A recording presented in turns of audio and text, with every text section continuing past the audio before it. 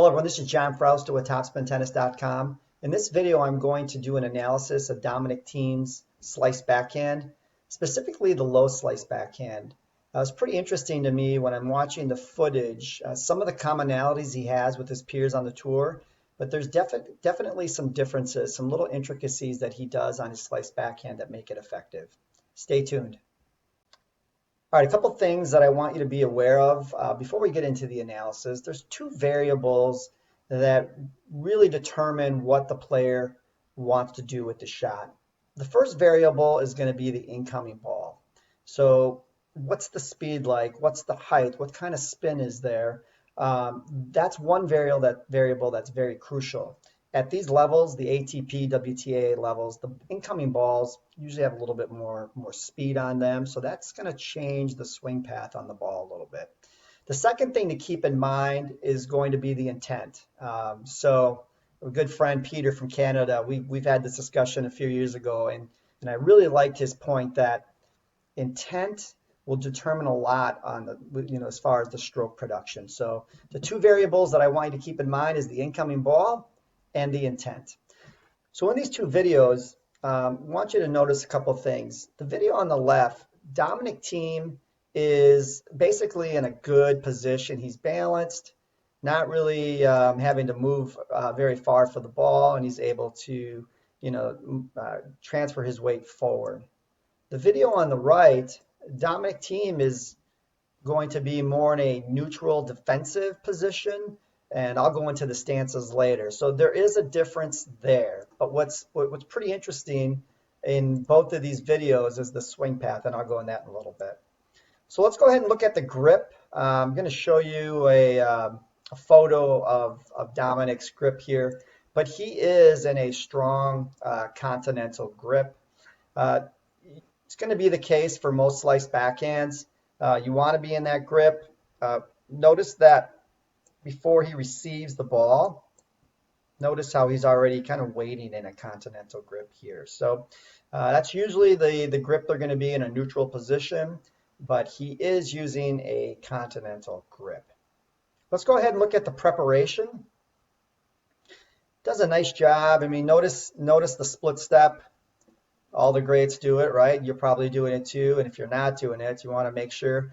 It just helps with the timing. Look at the load in the legs and a good preparation here. So good unit turn. Here is one of the differences that I see with Dominic's slice backhand. And I've seen this for years, and I'm like, man, I want to do this. I'm going to point this out in a video. But notice where he takes that racket, where he preps it. So he really takes that edge of the racket and he places it between his shoulder and his elbow. I'm going to show some other videos of like Federer and Wawrinka. You're going to see the differences when they prep, but I've always noticed that Dominic has had this abbreviated swing path. Now notice how the racket here over the shoulder is on edge, right? So his hitting face is actually facing his opponent, but it's not as high. A lot of times players will bring the racket, sorry about that. Let's try that again. A lot of times players will bring that racket over their shoulder more, but Dominic does have an abbreviated take back and definitely between that shoulder and elbow. So there's the preparation. How important is balance when we're doing this? I've always said that you should be able to balance a book on your head anytime you're prepping and waiting for that or going to the ball. I've always said that balance is crucial when hitting a stroke. You almost should be able to balance a book on your head here, right? And notice how Dominic Thiem is nice and still.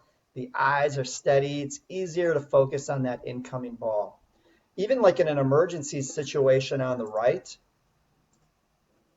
notice how Dominic Thiem is nice and steady. You have to be. If your head's not steady, right, you're not able to focus on that ball as easily. So just great balance here. Let's go ahead and look at the swing path. So once we prep that racket, let's look at the swing path. it's more of a level stroke than you realize. You know, a lot of people feel like, you know, you've got to chop down at the ball. That's not the case. What I really like to tell people is just you almost want to feel like you're going down the banister or going down the steps here. You're not really going to chop down at the ball. The motion is more of a high to level swing as we approach. That's the approach of the path to the ball. One thing I want you to be mindful too is let's look at the contact point. What's really interesting here on the contact point is, I'm actually going to go one more frame. Notice here how his racket angle is slightly open. You see that? And by doing that, that is going to naturally lift the ball up. So anytime the ball is in this zone, let's call this zone 1, all right? So anything below his waist is going to be zone 1. And notice how the racket angle is slightly open. So let's once again, we'll go to the let's look at the path.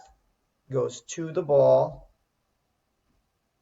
Racket angle here is slightly open. The tip here of the racket is actually in front of where the throat is. So that's one thing too to keep in mind off this low slice. You do want to lead with that the tip of the racket, or it's technically the top of the racket, and that opens the racket angle and allows the ball to lift. All right, here's the other little trick that they do at this level. Maybe not as common at the recreational level, but once he goes to the ball, notice how he pulls across. So the swing path, we prep, goes to the ball, and then pulls across. Very common on the low slice backhand.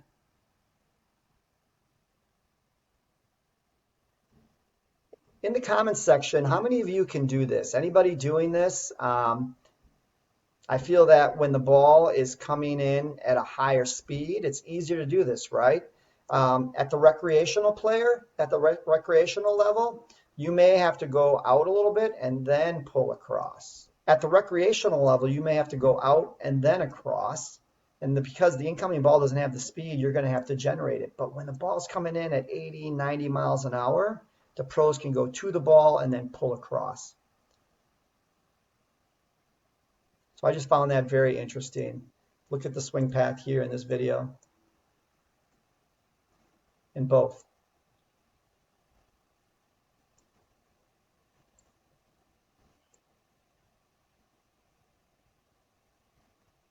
Let's go ahead and look at the finish. Dominic Thiem is known for his phenomenal finish. He really does exaggerate notice how it's almost like he's trying to touch his hands behind his back. Really what he's doing is he's engaging these shoulder muscles, trying to bring the shoulder blades together. By doing that, he really engages those back muscles and just gets more power.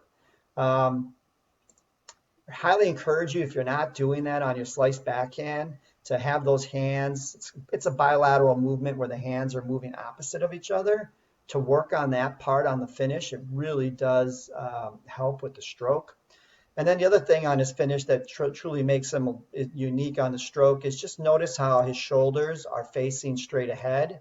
That has been a signature part of his slice backhand. He does the same thing on his one-hand topspin backhand as well, where he opens up those shoulders and hips a little more. Let's go ahead, and one thing too I want you to notice on the low, on the contact point, notice how when he goes to the ball, notice the stances that he has. In this one, since he's really not in an emergency position, he's more in a square stance. But notice the video on the right, how he's going out to the ball. Notice how, since he's in an emergency situation, neutral emergency, how he uses an open stance. So all his weight is really planted on his left foot, goes to the ball, hits it, pulls across, and now he's ready to recover. So it's just much more of an efficient movement here. By going open stance, he's taking less steps and is able to recover and get back into the point. So keep that in mind. On a slice backhand, you're not going to step into every ball. A lot of times what you're going to do is go into an open stance. It's okay to do that, right? Especially if the incoming ball's coming in pretty quick. You don't have much time. Use that open stance, pull across the ball. Now your recovery brings you back into the court. All right, with the contact point too, what I want you to notice here is how he uses the legs and the body to lift the ball. Let's watch it again. Goes to the ball, and notice how he lifts here. You see how the shoulders lift? That's going to assist in getting the ball up and over the net. I'd be interested in your comments here. Is that something that just happens naturally because he's loading so much that he naturally lifts? Or you remember John McEnroe on low volleys, he would kind of use his legs to kind of lift the ball. I think Dominic's doing this same thing on the low slice backhand volley. So be interested in putting your comments down below. One more thing with the finish. Notice how where the racket finish is when you're going across the ball like this. Notice how the racket head is below the hand. You know, a lot of times if we're going to, on a full follow through on a slice backhand, a lot of times the racket head will finish above the hand. But in this situation with the low slice backhand, he finishes with the racket below his hand. Once again, your thoughts, your comments, they mean so much to me and they give me more ideas as far as content for future videos. All right, I hope you liked this video. If you did, please hit the like button below. Don't forget to hit that notification bell. That way you get my current videos in the future. And also, please subscribe to this channel. We're getting more and more subscribers each day. We appreciate your comments, your support. Have a great day.